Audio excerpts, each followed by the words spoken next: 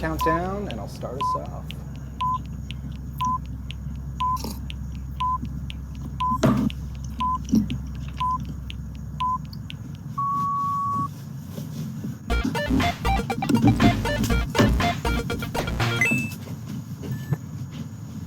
Hello.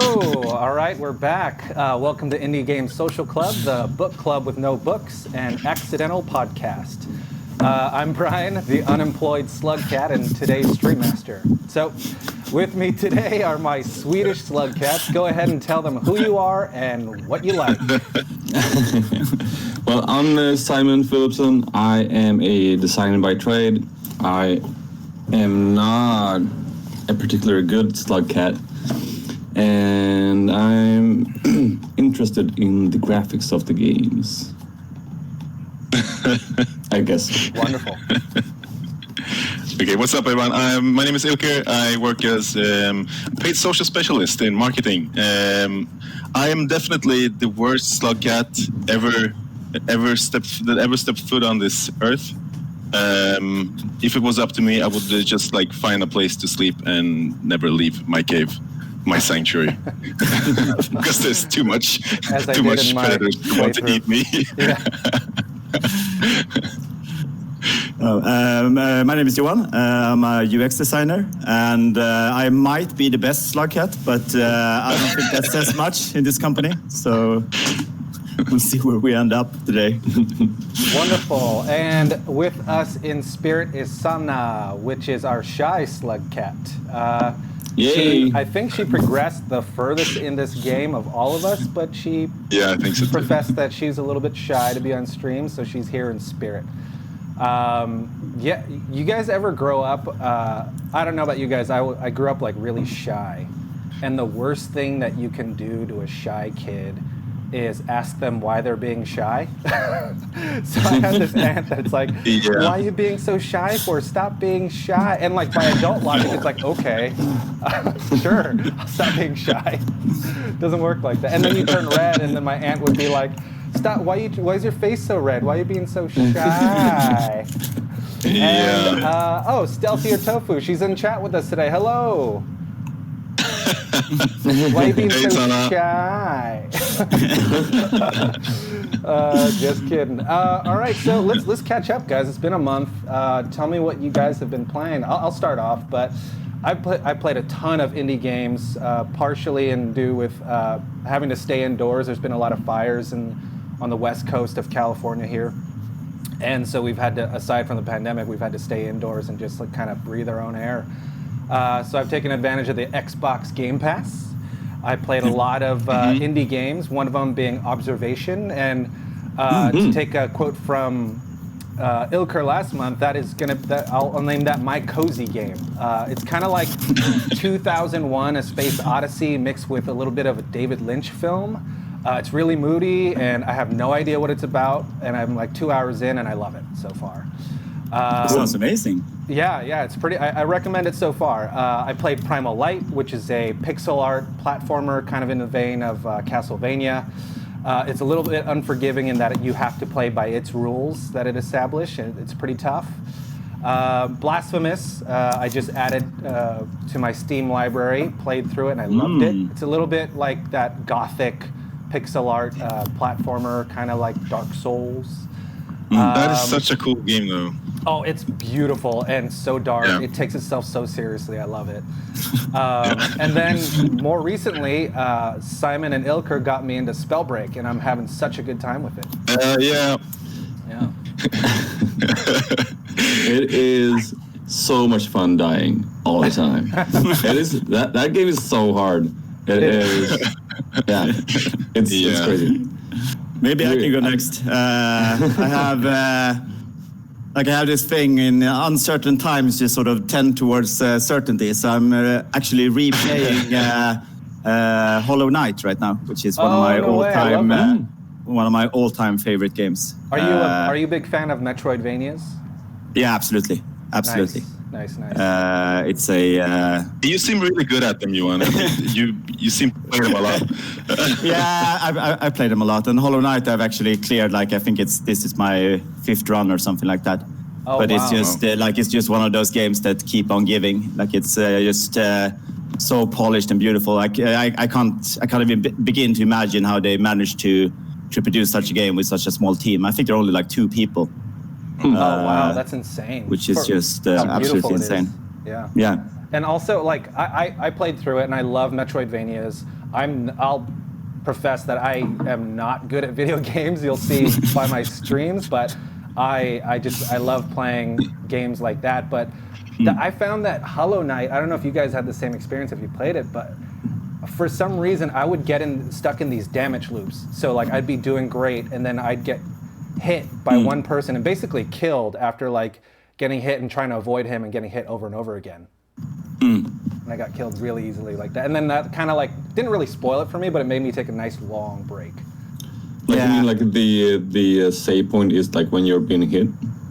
No, it's just like you'll play through the game and just one person can just kill you. It's really easy. There's no right, like right. limited invincibility once you get hit. Like you can get hit over and over again back to back. Like Yeah, and exactly. die just like that. Yeah. I think there are charms that you can use to sort of get around it a little bit, but it's a lot like it has a lot of similarities with games like the Dark Souls and Bloodborne and so on. That it's a lot about learning like the patterns and struggling. Like especially towards the end, it's actually really really hard. Oh, wow. Especially the expansions that are just absolutely insane. Like almost these kind of bullet hell bosses. Where you just have to have wow. like perfect timing and like know exactly what they're doing at every moment, which is. But I find it very, very rewarding. Like it's a very like sort of relaxing, explorative game, but then it has like these moments of just pure focus, and it's just such a rush when you actually manage to beat one of those bosses. I like the humble brag of you being like, it's such a hard game, and I've beaten it 5 times. But I don't have a life, Simon. You have to look at how many hours it took me to actually do it. So. And that's why we're all friends. Do you play it on PlayStation or PC, Johan? I bought it on 3 separate platforms. I got it on PC, on PS4, and on the Switch. Oh yeah, it's on the Switch as well. Yeah.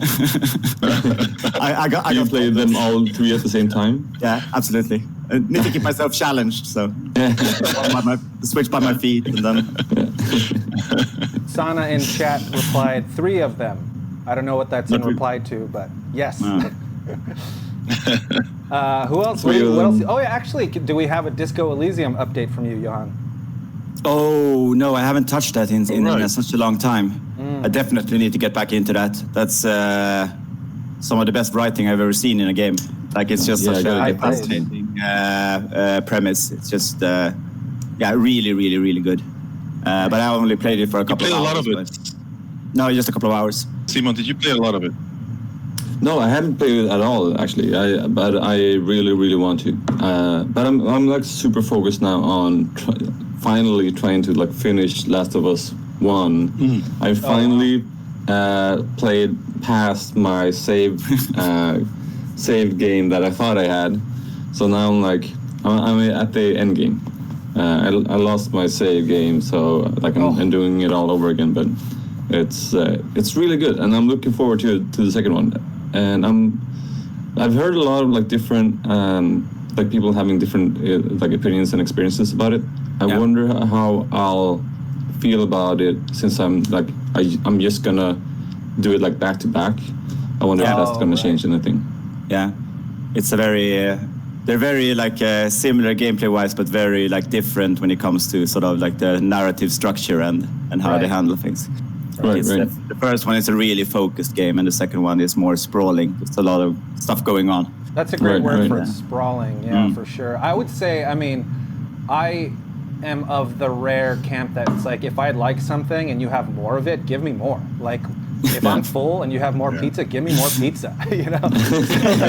like, even though, like, Last of Us 2, in my opinion, wasn't as good as the first one, I still, it was nice to see what my friends are up to again, if that makes sense, you know? Yeah, I'm the same, absolutely. I'm in the same camp of, like, movies, too. Like, it doesn't take You away know from what the game first makes me feel like that? Or like something that made me feel like that just recently is when they showed the God of War logo at the end of the PlayStation 5 stream. Yeah. That is exactly it. I was like, yeah, I want more. I'm so excited for Ragnarok. Oh my god, that's amazing. Yep. Ilker, what are you playing? So I took some time off from work. I've been off for 2 weeks now, and I got the time to finish Paper Mario Origami King. You and I talked a little bit briefly about that last boss encounter. That is really fun. It was super charming. Like that game was a little bit of sunshine that I really needed in my life this year. Like really good writing, like really charming, colorful, and like just pure joy to play. But yeah, that last boss encounter with the I'm terrible at sliding puzzles, and that was I think as I said, I think the game started feeling sorry for me because it felt like the slide puzzle was just getting easier for each try. I played like 15 times. But yeah, that was awesome. But I also went on a short road trip in Sweden. And didn't play that much, but I went to an art gallery in Karlstad, where I think it's called Lars Lerins Konsthall, and they had this painting there that was of a fallen really old castle in red and black, and I was just standing there admiring that picture, and I was like, yeah, this reminds me of something. And then I just leaned forward and read the title, and it was called Dracula's Castle. And I was like, yeah, I think I need to play a Castlevania game when I get back. So I tried the Blasphemous. I played the demo, and I was like really taken by that. I think I'm gonna get into it, but I'm also considering playing Bloodstained as well. For that true Castlevania experience. God, I haven't played those games in years. Yeah. I have like a small itch. And what else have I been playing? I played a little bit of Money Puzzle Exchange, the Neo Geo arcade classic on Switch. Nice. It's basically like bubble. It's a puzzle game, like puzzle arcade game, where you exchange money and play against the computer or with a friend. Sounds like a hoot. Yeah, I'll show you that sometime. What else? Yeah. Oh, I've tried a demo for Final Fantasy Crystal Chronicles as well on Switch. I played the original back when GameCube was the thing. That game was really not what I remembered. But I also heard that port is not that really good as well. But I remember playing that like in my room when I was a kid, and to play multiplayer you had to connect Game Boy Advance to the game to the GameCube. And wait, how did multiplayer work in that game? Sorry? How did multiplayer work in that game? So you had one player on the console playing with the gamepad, basically, and then you connected a Game Boy Advance up to 3 with the Connect Link cable, and you would have the menu on the screen for the Game Boy Advance. Oh, interesting. But you still control like the character on screen on the television. Right. But yeah, that was that. I remembered it being really cool, but yeah, getting back to it was really the experience I was looking for. Yeah. It's like trying to play GoldenEye. Yeah. Doing that at Nerdspark a few times, and it's such a horrible game. Like it hasn't aged well at all. It's just absolutely horrific now. Yeah. I'm seeing what Simon is typing in. I remember it being so cutting edge as well. It's just like I can remember it looking so good. GoldenEye, like that. Yeah, that looked really good when that came out. That's like amazing. Yeah, 12 frames per second of it. Exactly. There was like an article in the newspaper about like hyper violence and that like the dangers of games becoming like super like photorealistic when Mortal Kombat 2 came out. Yeah. Which is pretty like amazing that people were like, "Oh no, this is." I don't even know. Is that a? Did you take this picture, or is that just like? That's crazy. I don't know. I think those games look bad when they come out as well. Maybe I was too a hipster, too ahead of my time. But I was comparing that to like Street Fighter games. Like I always thought like the Mortal Kombat games look trash. Yeah, I mean the motion capture era of Super Nintendo games, it hasn't aged as well. No, it really hasn't. Don't look good anymore. Hey guys, I'm gonna take 5 seconds. I'm gonna put up the be right back thing, but we can still keep chatting. I gotta figure out how this chat window works. Old man Brian, because I have to manually click on your faces to make you like featured, and that's not the right way to do it. Do you guys know how to make it so that whoever's like talking is the focus? I'm not sure. Do you mean in Discord? You mean? Yeah. Focus. Yeah, you click focus. Oh wait. Oh, hide members. Okay, someone talk. Hello. What's up?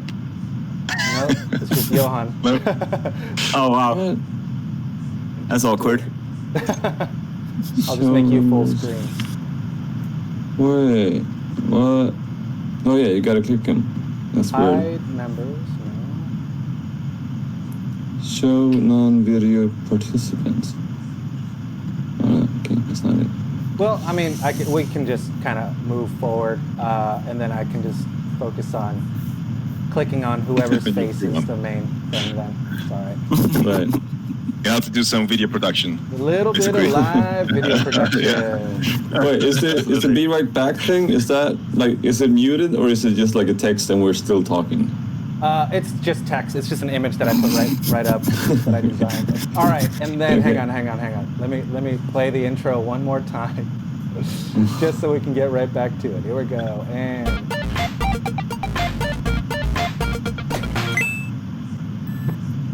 and we're back. No different than how it was before. Slightly more refined. All right, so did anyone want to finish their thought, or should we move on?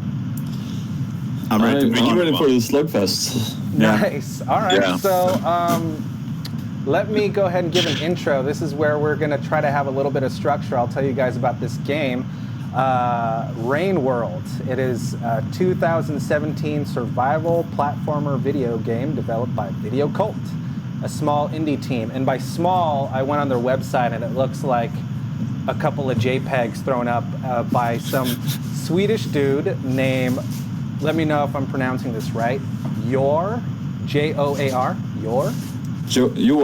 Joar Jacobson. Oh, you are. Yep.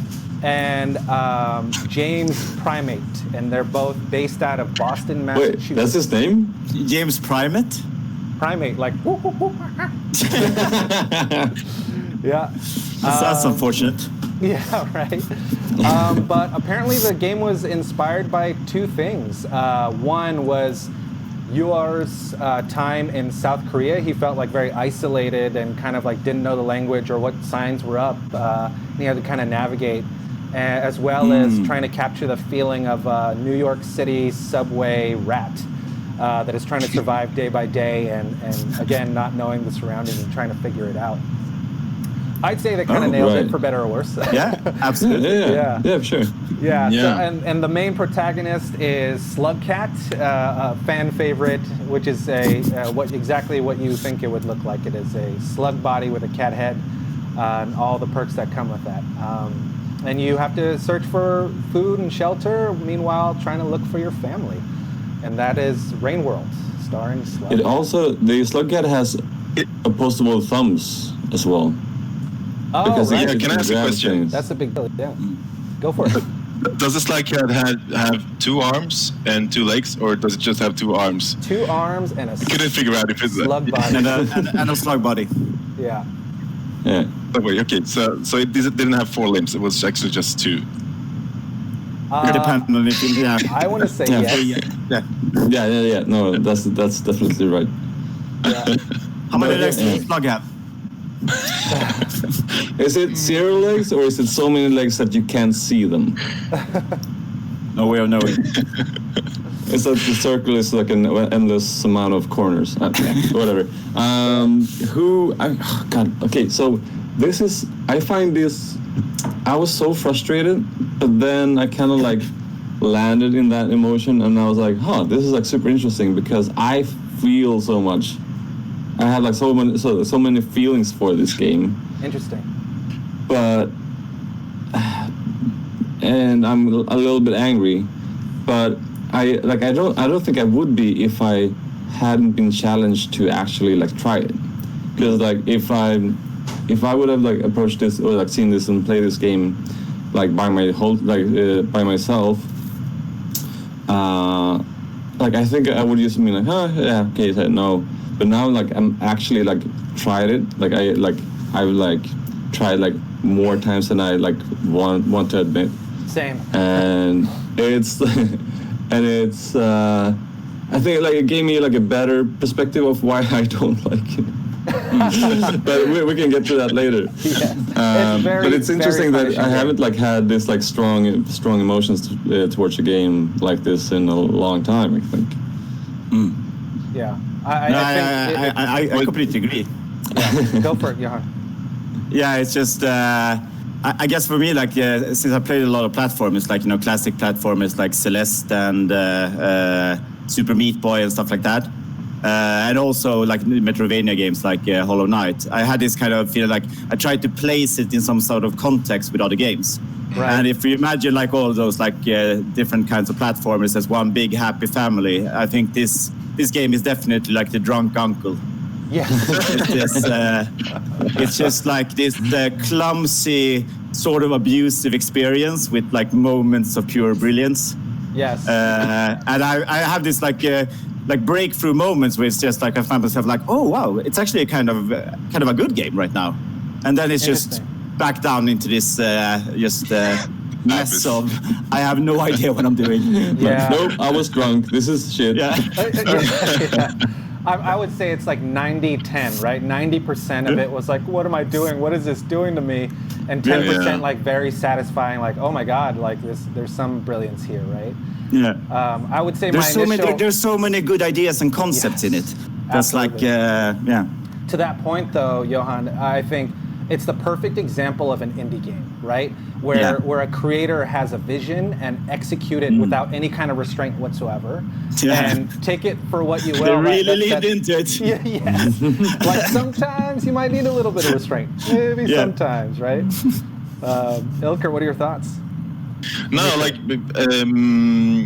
you mentioned that he was inspired by being a foreigner in South Korea and not like speaking the language and not understanding much, and like he does a really good job in capturing that in this game, because like you're immediately thrown into the game and like here's go explore, and my initial thought was that, like, sure, let's go explore, but like every room that you go into, like they just look the same to me, and I didn't feel like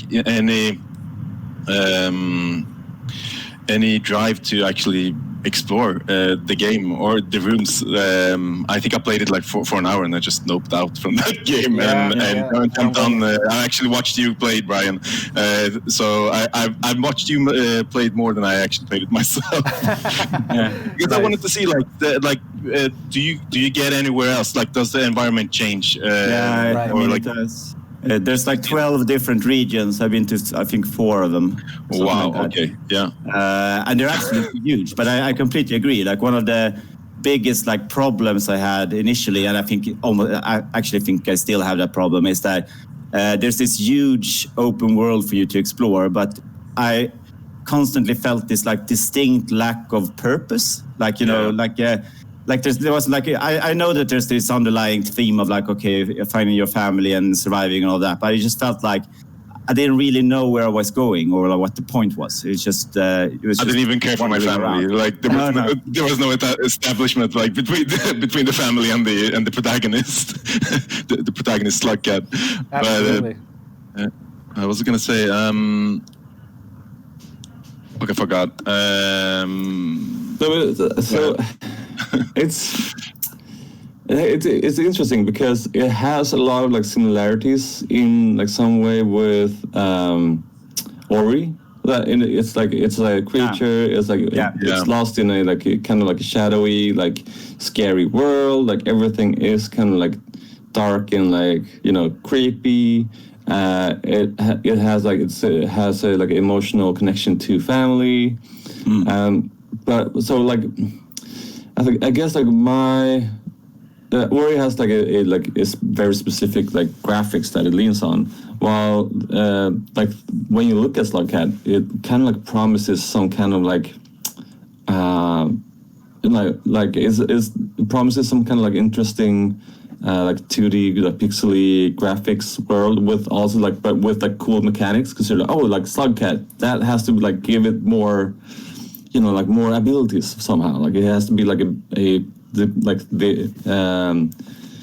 the best parts of a slug and a cat. Like it has to like be like it, right? Yeah. Instead Those we are have the worst zero parts of a slug and a cat. abilities, nothing. No, but it's like, so like I think like I expected a lot going into it, and then like I think so I played it on the Switch and I played it in handheld mode. Oh wow, yeah. So the first thing that happened was that I was like, everything is so small. Yeah. Like everything is super small, and it's kind of like hard to see. It's like the looking at the stream now.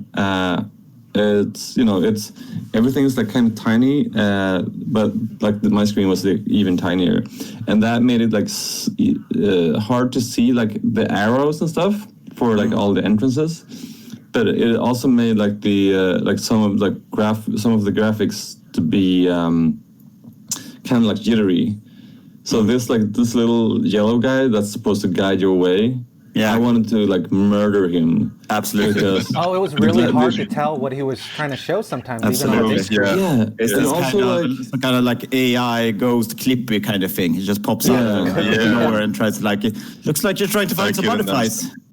Yeah, so like partially because the since my screen was so small, like the graphics like felt like extra glitchy, but also because he could have given you instructions from one place, but he has to teleport everywhere, and then when you go to the place he wants you to be at, he doesn't just show you like, good, you're here, jump with this button. That would have done so much. Yeah. No, but he's like, oh, you're here. No, actually, go a little bit to the left, and a little bit to the right. Okay, now you're here. Let's do the jump button. Yeah, so I don't know. It's very. I think it's like that is like they try to give you like way too much guidance with that little guy. Yeah. But then when it comes to like the other visual cues, which is like the tunnels, the like the things that you can grab onto, it's like it's all lost in the whole like the whole visual. You have a really good point there, Simon, because I really like the art direction. I think it's a really cool design for the game, but with that graphic, it's so clustered. Like it's so hard to see what is what and what you can actually like climb onto and grab and like what thing you can pick up. And sometimes it's really hard to spot the enemies. Maybe that's the purpose. Like some enemies are actually camouflaged, but predators. But yeah, I thought it was a bit too clustered. Like the background just melted in a bit too much with the foreground. Like, Just out of curiosity, how many hours did you guys each play? I played 1.5. Yeah, I must have played like 1 hour. 1 hour and watched you play the stream for which was like one hour as well. And I think I wanted to give up at 30 minutes, I think. So I played 1 hour more than I wanted to. And I was like, maybe it will be good. What was disheartening for me was, like, so I told you guys I love player discovery, right? Where the game, like when you discover how a certain thing works, it's so satisfying. But I discovered a couple things about the game, but I wasn't sure if I was correct or not, and there was no way to kind of verify it. And I'll give you guys an example, which is that there is like the little guiding, the Clippy guy, we'll call him Clippy. When Clippy shows up and he shows a certain symbol and he points in a certain direction, I thought Yeah. you have to go there to unlock a certain part of the world, right? And I was positive for the whole time. And when I would get there, I would die because there was an animal. And I didn't learn until my last like hour of gameplay that he's actually warning you that there are this symbol means they're bad guys. This symbol means food. But he uses both like the symbol for food as well as the symbol for like flies. So I got confused, and that would have been really helpful. Yeah. And that was just like so like it was when I found that out. I just at that point I kind of didn't feel like playing, you know. Yeah. Wait, Because one moment. Sorry. And Sana just put in her thoughts. She says, I agree with a lot of what you guys are saying. I really like that nothing is explained. I get to figure out myself and explore by just trying stuff. But that requires an incentive, and I felt the game lacked that. Yeah. I've played about 3 to 4 hours, I think. 3 to 4 hours. That's a lot of slug time. Yeah. I think I played for 15. So 15 Wow. hours. Oh. yeah, 15. Wow. Holy hell. But I did it like in the same way I tackled Dark Souls once upon a time. Like you tried playing it for a little bit, and then I Googled a bit and tried to read up on stuff, and then I went back to it because there were so many things that were just like, for example, those like big gates that you have to like level up to open up. They have this kind of symbol that you have to reach before you can open them up. But the thing is that even if you go up to them and you just like go up to them and then go away, like nothing happens. You actually have to stand there for like 15 seconds before they open. Yes, and I did And that that by just mistake. was so confusing. Like I was just walking around there, just looking around, like nothing's happening. Okay, I guess I'm gonna have to come back later. And there's so many of those are just tiny frustrations. Like just the fact that you have a game that's basically designed to, like your primary way of learning about the world is dying, basically. Yeah. Like you try to do something and then you're dying. But the game also has like a distinct mechanic of punishing you for dying. Like you're actually going back. You're actually going backwards when you die. That was So you have terrible. this thing of like, you know, just like, I don't know how many times I ended up in this just loop of having to run around finding food and hibernating just to go back to like point zero, basically. Like I think there was a getting point, back to where I started from. I got like 4 levels up, and I got to a point where I just kept exploring the same area and kept dying. I ended up at level 1 again. I was like, well, nope. It was just it felt awful. And like to Sana's point, like when you do unlock that stuff, it's kind of anticlimactic. You open the door and there's kind of no incentive because, I opened an area that's no different than the areas before. Like no power-ups, anything. No, exactly. And That is so disheartening. Like you put like, as Sana said, like she played for 3-4 hours and really got nowhere. Like that is so disheartening. Like why would I even play that game? Like I need some type of reward after those, like the time I put into it. Right. Exactly. Your reward is your survival. that's the thing. You gotta think. You gotta think like a slug cat. That's tough love, man. The first time I died, because I was playing the white slug cat, the normal mode, I guess. And I was like, picking normal mode, I remember thinking like, I'm not gonna easy. Like I'm gonna play this game the way the developers wanted it to be played. And I was like, I died, and then I like got reset back to the like level 1, and I'm like, fuck this shit. And I picked the easier guy, but like you still have to go like all the way back, and it's like you say, like a game that makes you learn by dying, having like that whole like trip be so long like makes it like not worth it. Yeah, exactly. Like because you don't want to take any risks, and then like when stuff happens, because all my deaths were like so accidental. Like I was standing by a tube, and then like a millisecond like after, like a crocodile came out of the tube, and I didn't know that they could. They could chase you. Like, and they didn't really chase me. I just saw like a green like light coming like from a tube. I was like, oh, what's that? And then I just like got eaten up, and then I like got reset back to. So it's like they don't tell you anything, so you have to die. But when you die, you're punished again. It's such a weird thing. But it's I think like in some ways, like I found myself like almost. It feels like almost a bit unfair to the game that I sort of like, I want to play it like it's a Metroidvania game. Like I want to, explore and push on and get some sense of progress in that way. And other way, I think that's not really what the game is about in some way. Like it's almost like you're supposed to sort of, master the region that you're in and sort of get into this habit of, I know where the food is, I know how to escape, I know like the odds and ends to sort of have a stable life there. And then as soon as you start to run out of food, you migrate to the next one. But you are thinking as a slug cat. Yeah, I am the slug cat. But it's so weird because that has no like sense of like there's no reward mechanism in it. It's just it just feels like and there's absolutely nothing like there's no way for you to like work with the environment to actually affect something. So it just becomes this kind of grinding thing of running somewhere, picking up fruits. I mean that's basically the only thing that that's under you in the food chain. You're like one step above a piece of fruit, basically. So there's Henpamaz in chat.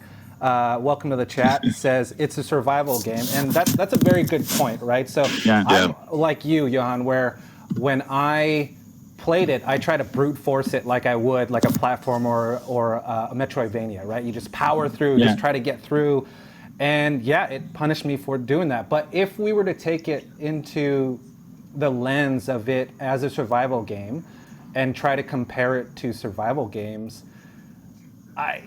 there's a different way to look at it for sure. Does that make it any better in your eyes, you think? No, I mean, I guess that's the point. Like most survival games, if you look at like that whole genre, is a lot about gathering resources, like building up some kind of stable environment, like you're sort of advancing in some way at least. While as this is just this kind of just sort of getting by. Like there's absolutely like I don't know. There was just this feeling of like I'm not really sure why I'm struggling. Right. That's and there was no like I guess like I was like fooled into looking for that sense of purpose and progress, and I didn't really think like. Even if we consider it as a survival game at least, then we also have like the whole Clippy thing of him trying to get you to go somewhere and do something else, and it's just like all these kind of mixed signals. Like the game doesn't really know exactly what it's trying to be.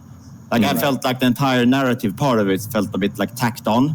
Like they were actually trying to build like an sort of like ecology simulator more than anything else, like a procedural ecology kind of thing.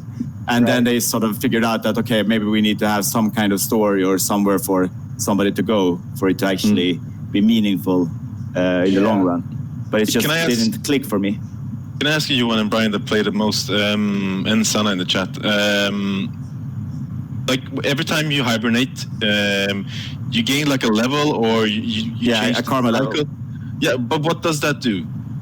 It allows you to access later parts of the game. But it's really not clear. It's really not clear. It's so like sooner or later you're gonna stumble across like these big kind of gate things, and the gates have the symbols next to them. Okay. So you have to reach that level, and then you have to open them up basically. How did you figure that out? I googled it. Yep, I googled it as well. Okay. I would say because I was trying to open those doors for like an hour or something until I realized that you actually have to walk up to them and stand still for 10 seconds. Yeah, like you have to stand there for way too long. They could have made that a little more obvious, right? Like light, put on a light or something, right? Yeah. And then like water comes down, so you think it's gonna kill you, so you like run away, right? I would say this, looking at it through the point of a survival game, right? There are, if I compare it to say a different genre, say Gran Turismo versus Forza, right? There are games like Forza where it is kind of arcade-like, and you almost never need to use the brakes. You just flooring it and going through, and that's fun for people. They like that experience. And then there's Gran Turismo, which is almost too real. And when you start off with your first car, it feels like you're crawling. Yeah. And some people like that realism, but for me, I'm more of a Forza guy than a hyper-realism Gran Turismo guy. And this one leans so far into survival and all the downfalls that come with survival that it is to its detriment, I think. Yeah, I felt that like a lot of the game was about this kind of like they really leaned into the concept basically. Like they had this like really clear creative vision of what they wanted to do, and they just did it without compromise basically. And what actually was compromise was the fact that it it's not that fun. Like there's a lot of it that just feels punishing. Like it makes sense from the context of what you're trying to do, but like the end result is not, for me at least, not a particularly like rewarding game, or not something I want to spend a lot of time with. Right. So I think there are two things that bothers me that I think that this game would benefit from, which is when you talk about survival games or like basically any games, especially games with like clean UI or like no UI at all. Yeah. Usually you don't have like a bunch of like triangles, like squares and X's everywhere, but they make it super clear that you can press something, that you can pull something, that you can like this you can throw, like this you can like this is an exit, this is not. And they do that maybe not with like glowing symbols or glowing objects or like objects that have a shine to them, but somewhere with like a. Usually, like climbing places are like, you know, it's a rubbed off yellow color, or it's like a chalk drawing or something like that. It's something within the like God of War had itself. the yellow platforms or the symbols, right? Yeah.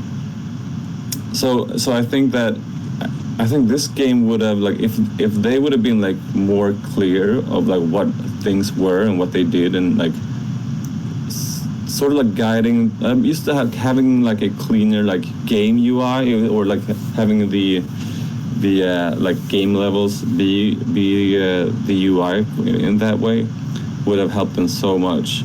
And I think if they wanted to have this like kind of like unclear, like messy kind of like thing that they have now, I think they would have like had to focus way more on like a way more fluent and like quick gameplay. Like because if you could like swing and jump and like wall climb and like do it all like as like a cool parkour slugcat, then I wouldn't like mind dying and doing stuff wrong, because traversing back would be fun.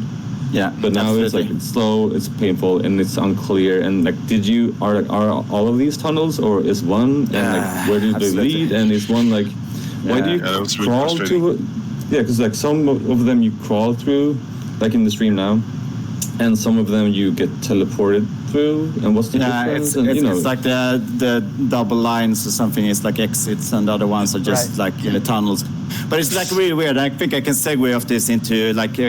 For me personally, the most frustrating thing, which was the like it felt that they went from like, you know, the procedural kind of look of the character, and then they tried to tack on controls afterwards. Like I've never had a game that's been so frustrating in trying to get this fucking cat to do what I want. Like I when I die, I want it to be because I made a bad decision. Like I should have done this instead of that. In this particular game, like there were so many instances of me just like trying to do something and not managing to do it, because like there's so many like weird mixed up mechanics in between. Like for example, like, you know, doing a long jump, you have to duck until you sort of arch your back and then you jump. Yeah. But if you do it too close to an edge, he rolls off. Yeah. So you have to get close enough to do like the back thing, but not close enough to roll off.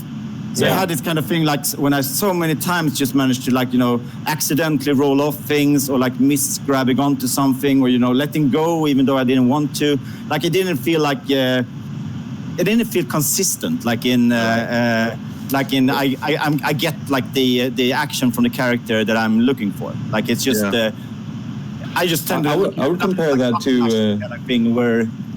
I would compare that to Assassin's Creed, when you're like you want to jump one ledge higher, but you just jump like straight out and from like a clock tower. Yeah. Like you know, like you need to be in control, because otherwise it feels like hopeless. So let me catch up with chat here for a second. Henpamaz is a speedrunner of this game, and he says, believe it or not, let me paraphrase here. There's basically a leather daddy mode where with more creatures, and you only have 20 cycles to reach the end. So there's a hard mode to this game. Oh, come on. Which Jesus is Christ. But with more predators, like that game, like at some point that game just that turns into Pac-Man. like you're just trying to avoid the creatures and just going through tunnels coming out of the other side. But I can actually imagine like when it says like the controls are tight, like it's actually this kind of just learning period of it, because it feels like there's a lot more in this game about like momentum and like, you know, almost like a weight to the character, and that kind of thing like threw me off a bit. Like I'm used to, you know, like Hollow Knight and Shovel Knight and those kinds of games where they focus on like precision and there's absolutely like no sort of lag whatsoever in between, like, you know, stopping and standing. Like it gets this kind of almost like sterile feel to it, but you get a lot of precision. While here you have a lot of like weight to it, and like the character keeps on moving after you let go because it's There's I think it has to do with the animation. Sorry, Brian. I think you did the comparison when you were playing with Prince of Persia. Yes. The original Prince of Persia game. And I think that was so spot on, because like I think the problem is there, like there's a lot of animation like when you're doing something, and the control isn't that tight like that Johan is describing with other games, and that makes it just so much harder. I think. I think with the Prince of Persia comparison, it's just like it kind of in that regard as well, it forces you to play by its rules, whether you like that type of style or not. Like I kind of found it charming, but also there were some times where I tried maybe 10 times to just jump on a platform and get into a tunnel above me, and it just wouldn't go, and I was like walking backwards into a tunnel slowly, and I couldn't figure out how or why I was doing that. So that was kind of frustrating. But yeah, I think I couldn't get what the game was trying to make me do with the controls in that regard. Yeah, it does require a like unheard of almost like patience for like just like learning the game. Like you need to have like a set mind, because I feel like I'm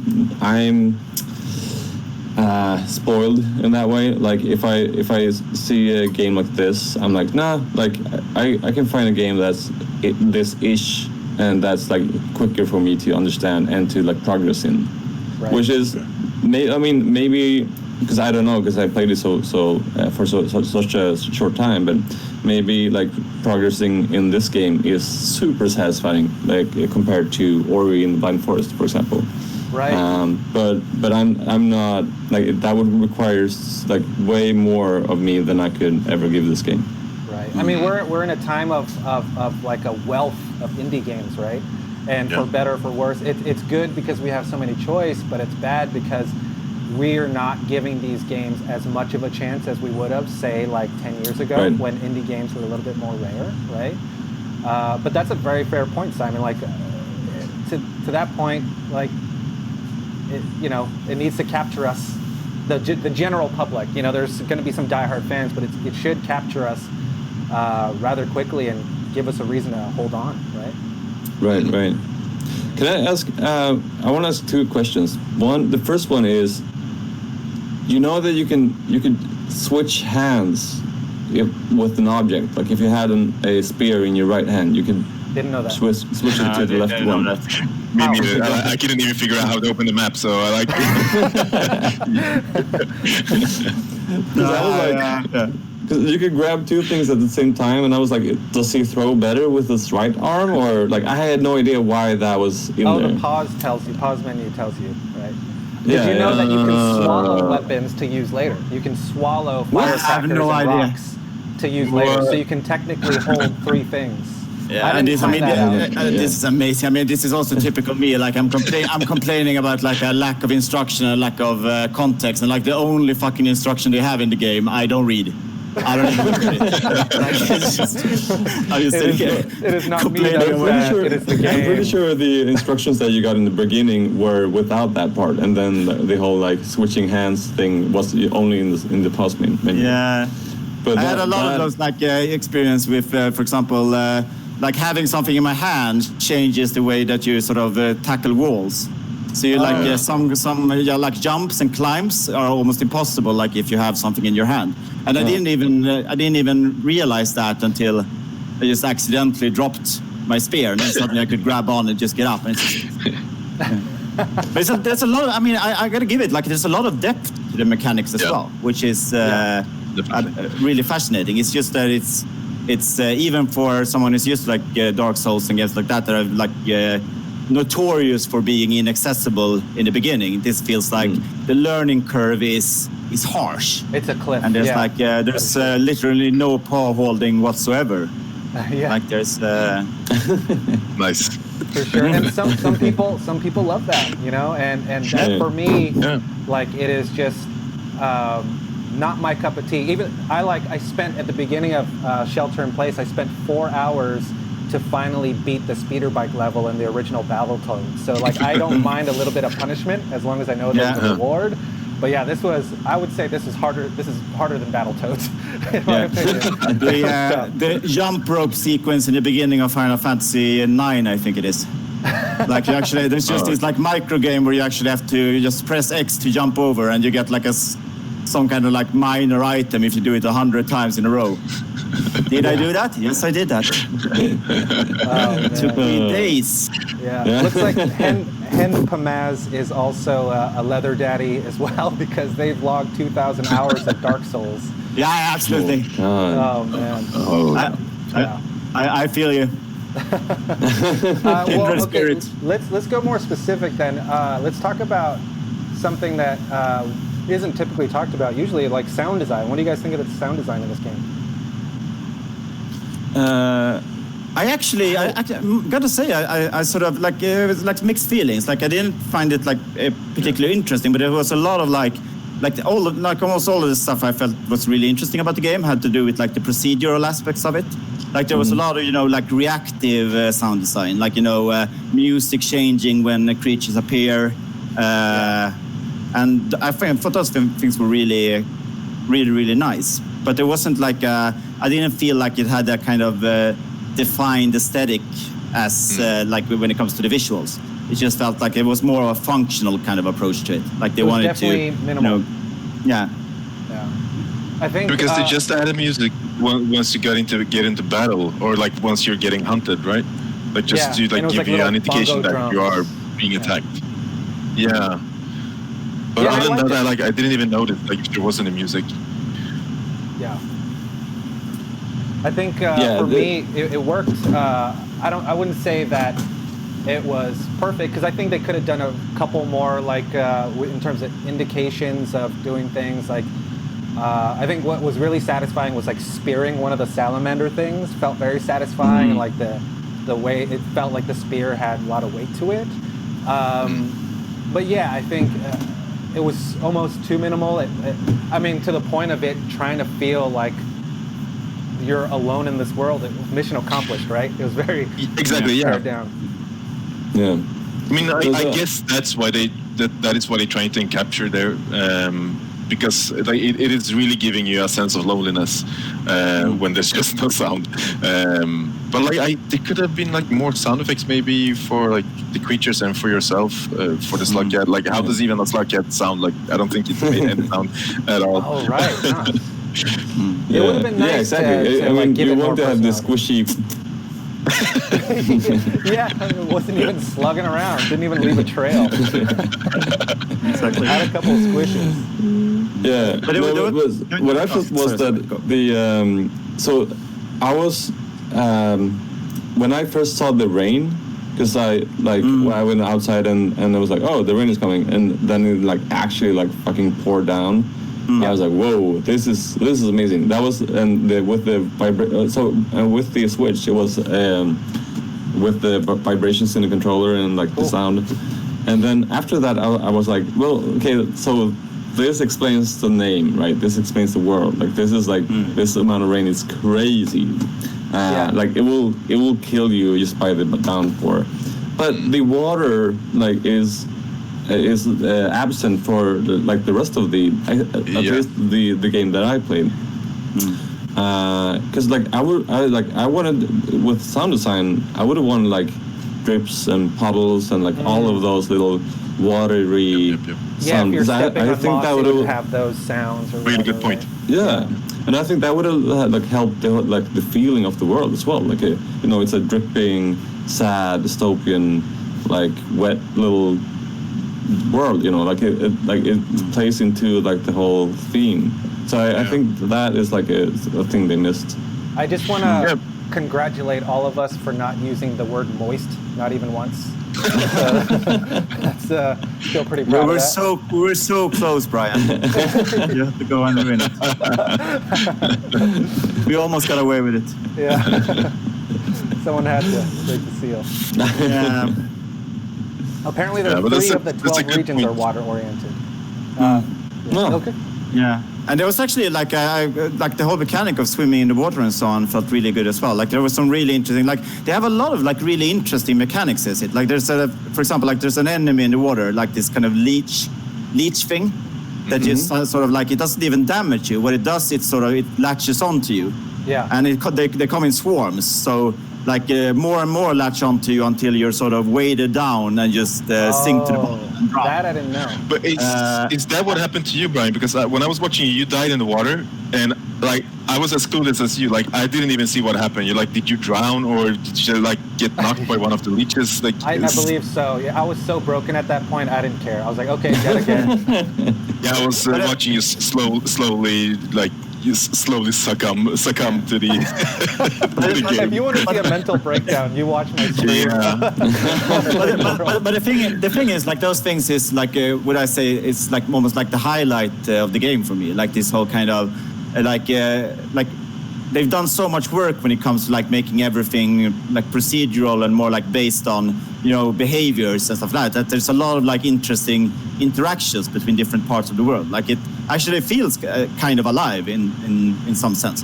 So there's a lot of like stuff like with the leech, for example, that you can actually like you can fool a predator to actually go into the water, and the leeches will latch onto him and go and you sink him, and you can slip by unnoticed. And there's a lot of those kinds of things you can do, which is, you know, like dragging enemies into each other or feeding the lizards other animals to make them go away.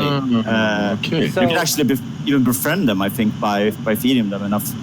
We just spent maybe the better part of an hour shitting on this game. What do you guys love about this game? How about that? I think for me it's like the design like of all the like different creatures. Like I haven't even begun like even scraping the surface of the game, and there's been like so many like weird things coming in. Like the first time a vulture swoops in, like it's this huge bird-like thing that just takes up the entire screen. It was just like panic, you know, and it actually felt like, you know, a New York rat at that point. Like I can imagine that's just, you know, like the pigeon swooping in. It's just this, I don't know, that's just panicky feeling. We just have to get away from here. And there's like this whole tribe of almost intelligent creatures that you can actually sort of interact with, and they get like threatened if you have weapons, but you can sort of like befriend them in ways that feels like there's a lot of like interesting interactions between like different parts of those, like the whole ecology of the game. I didn't know there were friendly creatures. No, it's this like tribe of scavengers. Cool. Yeah. That's very cool. Simon Ilker? Simon, do you have anything good to say? No, I'll say this. Like, fantastic. No, but like the creators, like they try to make a game that wants you to feel to capture like loneliness and foreignness and a sense of danger. Like everything is trying to eat you, and like they nail that. They actually like they do a really good job at that, and they create a cool atmosphere. But other than that, like I like the design, but a game just is not. It's not for me. Like it's probably for a lot of other people, but definitely not for me. I wish I had more good to say about it, but I mean that doesn't necessarily mean that I'm not gonna recommend it to anyone. But I'm not gonna recommend it to a lot of people. Only your enemies. Only my enemies. No, but like you need to be a special type of player to actually enjoy that game. Right. No, but I think so. I did not enjoy this game at all, but I do think it's interesting what they're doing with the whole like pixel / physical thing. like I think that could have actually been like a. So, I haven't played this game a lot, but it feels like that could have been like a bigger thing. Like, it feels like that has potential. That could be like, it's like parts of creatures like pixelated and like all the limbs are physical, or like how does that work? Because that makes like all of the like animations, and like when the slug cat like almost like misses a cliff, and so like his tail, or like the slug. Is it a tail? Is it a body? The tail like slashes through like on the side. Is like, it feels very like organic. Like it's Yeah. So I think that's really cool. I think I would have wanted them to like do something more with it, because the crocodiles feel like way too like wobbly, because they're using that same like physical based like animation. But I thought that was cool. It's like the world is like interesting. I do think it's like a very generic like, you know, post-apocalyptic, like depressing sort of like world, like as in all of like these indie games and like games that portray like the same kind of like universe. But the rain thing was super amazing. Like that was like, when I saw that, I was like, whoa, like this is so cool. So I think like they had like something, they had more to give. And I'm only speaking now from like seeing the first region, so I don't know about the other ones, but yeah, it has like some like small gems that maybe could like be developed into something like really cool. Right. Would it be cool yeah, to try out? Because I know that they have like a multiplayer mode as well. Like you actually have local Apparently, multiplayer They do? sort of. Yeah, so you can go Slugcat versus Slugcat. Well, so it's like a battle royale. Why It's would like, they? it's why like, would they fight each other? I think it's like Towerfall, sort of. Really? If you remember that game, so it's like so you can actually do these arenas with like versus mode plus a few that's funny. monsters, for example. So you can actually like, you know, play them out against each other and like that. It's a bad version of Towerfall. Yeah, but like, well, why are the slug cats fighting each other? Because I think like they can hold weapons, like they can hold spears. Why won't like maybe all the slug cats just band together and kill all the predators and just become the emperors of the sewers? Apparently, Yeah. I like where your head's at, Ilke. there are mods for co-op. I mean, we don't particularly like Slugcats, do we? Maybe Slugcats don't particularly like. No, they seem to suck. Like they're bad at surviving, and they don't band together and do stuff. So they like rather pandas. just fight each other. So yeah, they. So fuck them. General, the review for this is fuck cats. Yeah, I mean, so I think, in my opinion, I think I would compare the world building to like Star Wars, in that they don't really explain the world that they presented to you, but there's a lot of really interesting things about it that like they don't really talk about, but you can kind of infer, right? Like that it's this post-apocalyptic thing, and why does it flood with rain, and there's all this kind of stuff, and why are there these like holographic kind of things going around? I thought a lot of those things were really interesting, you know? Yeah. I felt it was a bit handicapped by the fact that like the developers wanted to lean into the fact that you're a stupid slug cat and you don't have language and you can't read and like I mean, like so that's kind of fine, it's right? like you don't have like I don't know, there's no lore about what you're encountering, there's no like, you know, instructions to like, you know, map out the different kind of creatures that you see. Yeah. And I think that's because like they just wanted it to be based on like, you know, pure instinct, like you're learning about the environment like a slug cat would. But to me, it's just like it feels a bit handicapped by like its reluctance to have any kind of, you know, like framework around the world, or, you know, trying to actually have like a little bit of exposition sometimes is good. Like, you know, actually, Yes. you know, like explaining it a little bit, or at least giving some context, like to what you're doing and why and what you encounter. Not even that much. They don't even have to handhold us too much, but just like you said, a little bit more exposition. Just to catch up with chat again, Hen Pimaz says, when I recommend this game to people, I say it takes between 8 and 50 hours to beat, which is kind of what I say about Paper Mario. I say I hated all 20 hours I played of it. It's like He or she actually has a really interesting point as well. It's just like there is lore, but you have to go through half of the game to get to it. And for me, that's like the essence almost of like this game. Like it's very like uncompromising, like in the sense of like with the lore, like expecting someone to sort of work their way halfway through the game before you even get like a sense of what's happening. It might be for someone. I sort of like admire Division, but it's just to me it's demanding a bit much.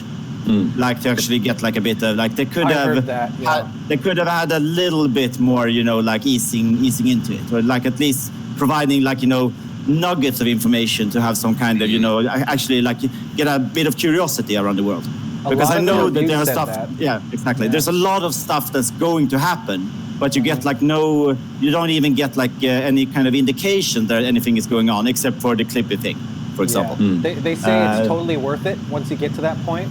But but by the time I read that and I had, fell all the way back to level 1, it just felt like such a big mountain to climb. And I'm like, I'll just watch a playthrough. I'll do the same, I think. Yeah. Maybe I watched Hempammas play it if you have a YouTube channel. Yeah. If you have a YouTube channel, more than happy to watch a link it in and we'll speedrun. Yeah. And then Sana says, this game wasn't for me, but to be fair, I'm usually not into platformers nor survival games, except for this War of Mine, which I loved. That's actually on my list. It's also a board game as of recently. I would possibly recommend this for people who are more into these kinds of games, though. Yeah, I would say this kind of thing. Oh, Simon must have had an air conditioner going on or something. Yeah, exactly. Wow, but, it's so quiet. I would say whoever loves these games, these types of game, will absolutely love it. And then I would say for the average player, there's a big hump to get over, definitely. Yeah. It's like it's even like for me, like I actually find like a lot of the like components of the game really interesting, but it's just that it takes so much effort to even like play around with those parts, or explore those parts. Like I would love to see like what other creatures there are, or like and how they interact with each other and with the environment. But it's just like I can't be bothered to go like make my way through these like hundreds of screens without a sense of purpose or like progress. It's just it really stretched my sense of motivation. Yeah. You know what really bothers me? Tell us. What really grinds your gears? Yeah. So you're trying to get back to your family, but you like hibernate like 20 times. Yeah. Isn't like hibernation like a half a year? Like you don't. It says it doesn't say sleep. It says hibernate. Yeah, but I mean, your kids are going to be old when you get there. Yeah, but you're trying to get back to your family. You're just not in a hurry. They're on hibernation is basically the same. Also, like after every meal is like, 4 more baths. It goes into happy here we go. Like I'm not even sure you're trying to get back to your family. Like I don't think that's like the. I don't think so. Like it's. But you mean so it begins with him leaving his family? Yeah, I think he's just dropping off the pipe to go buy the newspaper. I'm just gonna go around and eat mushrooms and throw sticks at predators, at lizards. So this is something we bring up on every discussion, which is like, and we've kind of already answered it, but who do you think this game is for? It's made for Hempammas. It's made for one person, a speedrunner. I think like this game felt like it's not designed for anyone really. It's like it's just like a creative vision for the developer. Like I don't mean this like even in a bad way. It's just that it's like uncompromising in the sense that like I don't know. Like for me, it's like the only people I would recommend it to is people who would be like really fascinated, like people who are into like that kind of like hardcore, almost abusive experience, but also who will find like that kind of like the whole ecology thing, and like because there are really interesting parts of the game. It's just the question is it worth trudging through, and you have to be a person who like enjoys that, I guess, or at least like can suffer through it to get to the good parts. Right. Yeah, I mean, like you say, I think so. Like both you and Hempammas have played a lot of like Bloodborne and Dark Souls, I guess. and you like also you Johan, you played this game more than any of us, more than all of us combined, I think.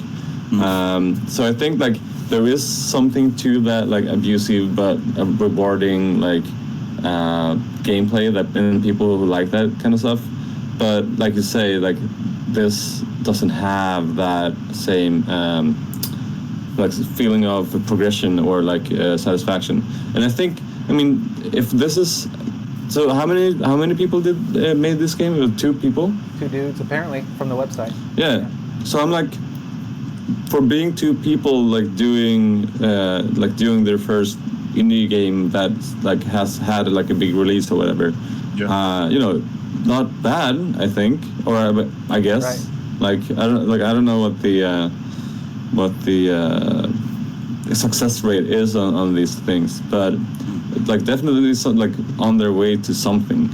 Yeah, it'd be just great not to like see a follow-up, right? Yeah, I think they have a lot of potential. Yeah, absolutely. It's like it feels like it's like ambitious but flawed. Like there's a lot of like, you know, it's a really, really ambitious premise, and there's a lot of like really, really good ideas. It just feels like they weren't really able to stitch it together to sort of an experience that would be enjoyable for most people, or even like, you know, even like the vast majority of people. Like I seriously doubt that the majority of people would find this game like enjoyable. It's interesting, but is it enjoyable? I'm not sure. Yeah, yeah. But this game was released in 2017, 2018. What was like? What was the reception like? What type of reviews did it get? Mixed, I think.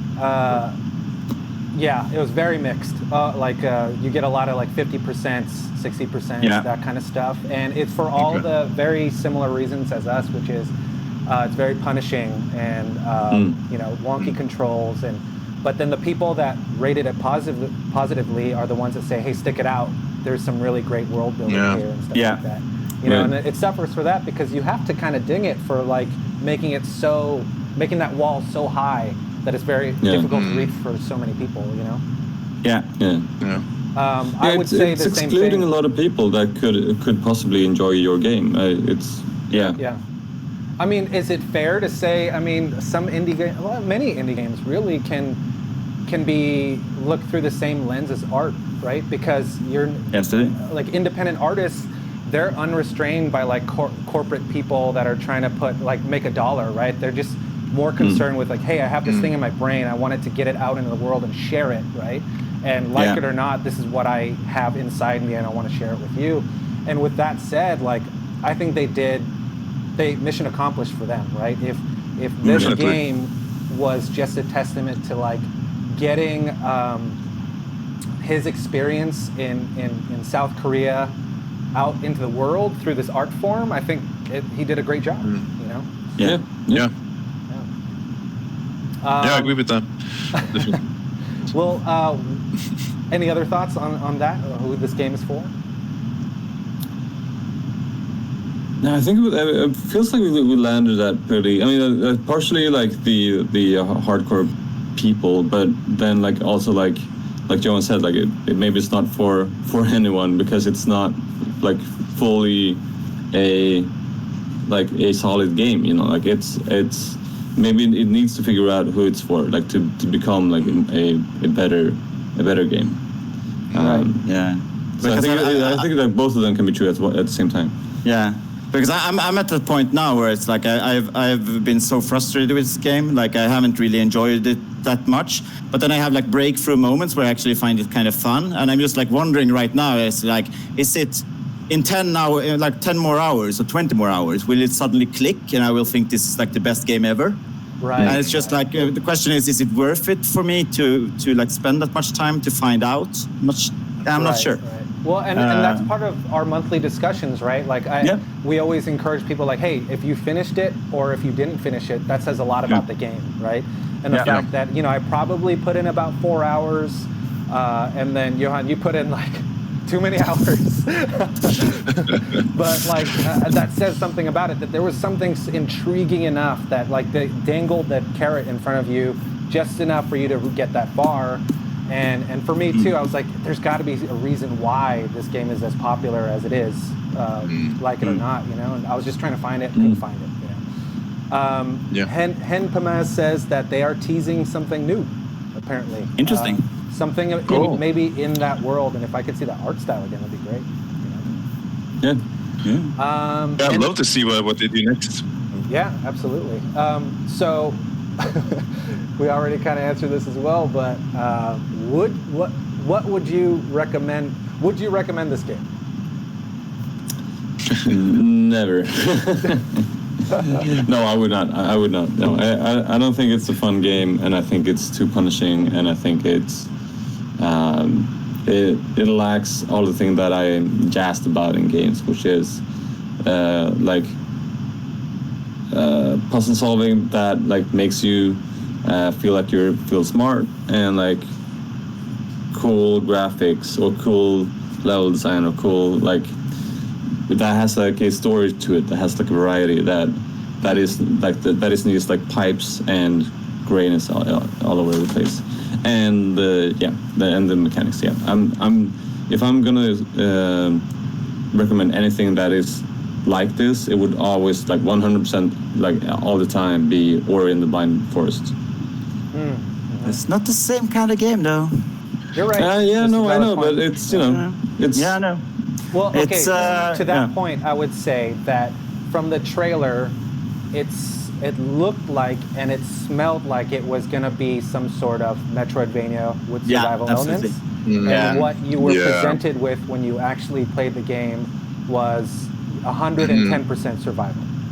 Yeah. Which I think that Yeah. that kind of starts you off at a negative, you know, when you play the game. Yeah. Yeah, Yeah, it's something different for sure.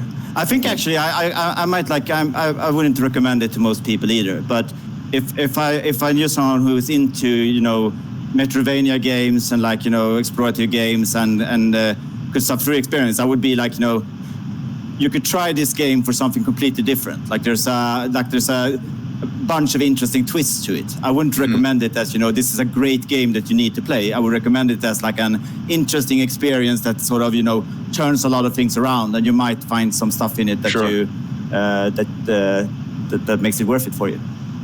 Yeah, that's a very But good it's- point. yeah. Yeah. For me, I would Yeah, say I agree with you. that it executed its vision a little too well Yeah. in that point, and that it, I feel like a stupid slug cat. yeah, in that process, it kind of alienated a lot of fans, right? But Yeah. I would not I can't think of a single person I would recommend this game to, but at the same time, I will be talking about this game forever. It is, Yeah. is it at that Yeah, tier exactly. where I will be like, Exactly. oh, there's this one game that I played, you know, like it's an unforgettable game, that's for sure. Yeah. You know, Absolutely. take that for what it is. What do you think, Elker?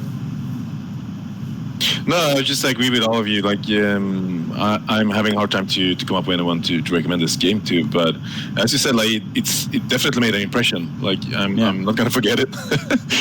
I'll carry it as long as I live. I can see the tears. like an STD. That's, no, but like, yeah, as I said, like this game, it's not for everyone. It's definitely not for me. And if you like it, like, yeah, that's awesome. I'm happy for you, Hempelas.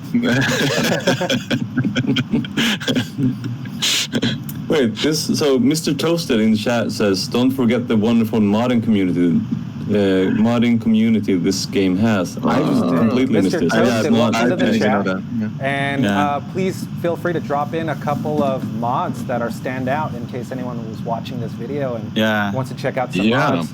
Hen Pamaz earlier said that there is a co-op mod for this Oh, game wow. where you can explore as multiple slugcats, which is interesting. I think that is enticing enough that like maybe if one slugcat can res another one, it could kind of help with the exploration. Yeah, you know? exactly. Or, you know, act as bait when to do like, you know, tribal hunting tactics. But That it's would be awesome. I would but love this is that. like another reason why I should start playing more games on the PC. Like there's always this kind of like aspect to it, of like especially when in the games community, like so much interesting stuff happening from enthusiasts who really love the game. that I absolutely. completely miss out on by only playing stuff on the console nowadays. Did you play it on PlayStation?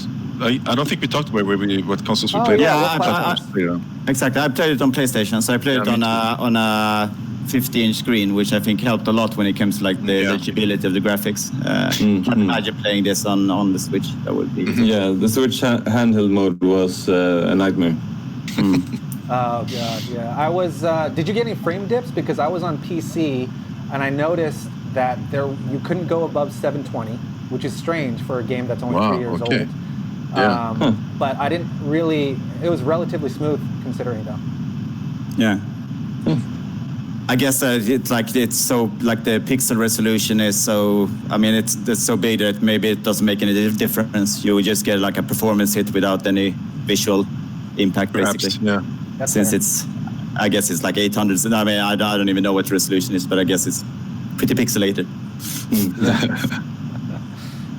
Ilker, what'd you play it on? Yeah, I played on PlayStation as well, same as you on. I think it works on PlayStation. I was considering getting on PC, but it felt like a game that I needed a controller for, and I don't have a controller for my PC, so I wanted to have my Definitely. PlayStation controller. Nice. And Henpamaz on chat says raindb.net has most mods and instructions on how to install them. Pretty cool. Cool. Check that out. I I'll might check- actually check check it that out. out Yeah, just I'll to see check what it they're out. doing. I love Yeah. indie game mod communities. It's awesome. Yeah, let's go 4-player slug. Let's do that. Oh, and Simon, to your point, it says Switchport has some input delay apparently, which I can only imagine how much more frustrating that could be. Sure, Okay, Jesus Christ. yeah. Yeah. Right. So that probably helped me build up my hate for it. Yeah. Okay, so let's kind of move on then and wrap things up here with our Slugcat discussion. Sure. And we usually put up an arbitrary rating system. Last month for Aviary Attorney, we rated it based on how few objections you had. And this, what should we make our rating system for this month? I don't know. Firecrackers in the mouth. Mushrooms. Oh, yeah, groovy mushrooms. How many groovy mushrooms would you rate this game from 1 to 6? 6. Like, it's too many. Like, you get, like, nauseous. Right, yeah. Like as many as you need to hibernate until you die. In my opinion, the groovy mushrooms, it represents for me, did it accomplish what it seek to accomplish? And Yeah. it absolutely did, for better or for worse. So I would give it 6 groovy ass mushrooms, enough to hibernate and never have to address it again. Yeah, I'd probably give it. Oh God, yeah, groovy mushrooms. Who knows? Like 4. Yeah, probably 4. Or And like nobody knows what they will do to you, and that's pretty much this game. I still don't know. All I know is it made the screen wiggly woggly. Great. Yeah. Nice. Anyone else chime in? Groovy mushrooms? Yeah, I think I'm gonna go for 3 groovy mushrooms. Like the first one is just trying it out. The second one is more like getting a bit frustrated, but I mean you're eating anyway. And the third one is then now you're starting to like question what you're doing with your life. So it's like, I mean, there's something there. It's just like it's really hard to. This is one of those like almost like impossible to rate games for me. Like it's not even on the level of like do I like it or not? I'm not sure. Like I don't know what I feel about it. There's something there, but it's not. Yeah, I mean, and that's Do you why have we a don't different give rating system that you can communicate your feelings to? Yeah, I have this really weird ladder of symbols that have absolutely no explanation whatsoever. I can give you a symbol afterwards, and you can. Yeah, I mean that's why it's like unfair for us to give us like a standard alphabetical or numerical rating, because indie games kind of seek to do their own thing, and that's why we kind of need absolutely. to do a unique one for each game, right? Absolutely. Definitely. Great. Well, that does it for Rain World. I'm going to do a quick kind of like replay of our intro again, and then we can kind of talk about next month's game and next steps and stuff like that. How about that? Absolutely. And I'm playing it And now. thank you, chat. Yeah, thank you. Yeah, It thank was, you. Amazing. Yeah, thanks, chat. This is the most people we've had and since starting this thing. We really just started. Oh, thanks for the follow, Hentamaz. Oh, nice. We just started this as a podcast for the 6 people that are in the Indie Game Social Club. Thanks again, Mr. Toasted. And it's slowly becoming the podcast no one asked for, and I appreciate the follow. Yeah, we have infinitely more listeners or viewers now than we had on the last episode, I think. We have 200% more followers. No, exactly. Oh, yeah. This is fantastic. Right on. Cool. Thanks for Hockey stick sticking around. growth. Yeah, so now we're gonna our next step for you guys who haven't seen this before is that we're gonna pick a new indie game based on some votes, and we're gonna review that after a month. So once every month we're gonna be here and talk shit or good stuff about games. We love them either way. Oh, thanks for the love of our production quality. This is a combination between me and Simon. Simon's a really talented graphic designer, and I take things and move them around on screen. That is not fair to you. Brian does the magic. I do the little squiggly bits. I don't do anything. And you're doing a great job at it. Yes. No one does it better. Yeah. So are we keeping up with our tradition and just choosing a theme for the next month? Oh yeah. Are we going to do that? Yeah. Sure, if you guys like that, let's do it. I mean, Great. next month is going to be October. Fairly obvious, I would say. Ooh, spooky. Yeah. Let's pick something spooky, maybe. Horror? Yeah, Would you I'm say down. like Spooky. horror? Survival horror even, if you want to get it a little more broad? Yeah, Hell yeah. sure, right? Doki Doki Spooktober. Literature Club. Let's go. Yeah. Is Jalopy considered a horror game? You have to. I would say you can present your case. Yeah. Gotcha. But yeah, why not? Spooky games. There are some hidden gems, some great ones. Absolutely. One game that I started and haven't gotten back to that Ilka recommended way back was Doki Doki Literature Club.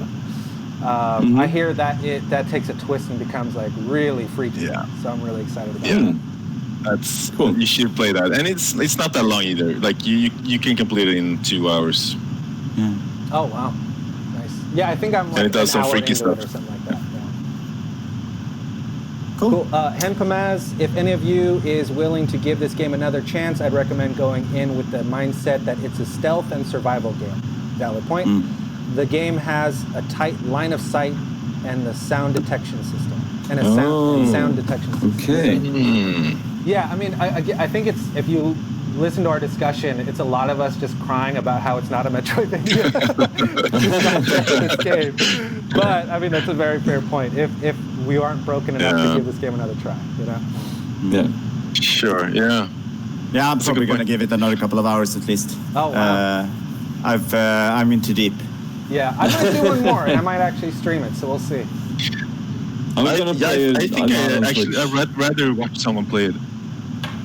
Sorry, Simon. Yeah. I'm just not gonna. I'm gonna play it, but not on Switch, and see if I can stand it then. Yeah. Yeah. Well, right on. Thank you guys. So what I'm going to do is I'm just going to end the stream, and then we can kind of just wrap up our chat afterwards. How about that? Yep. Yeah. Perfect. Thanks Sure. for listening to another monthly discussion. We hope to see you again, and we'll keep you guys updated and stream kind of solo in the meantime. Goodbye, everyone.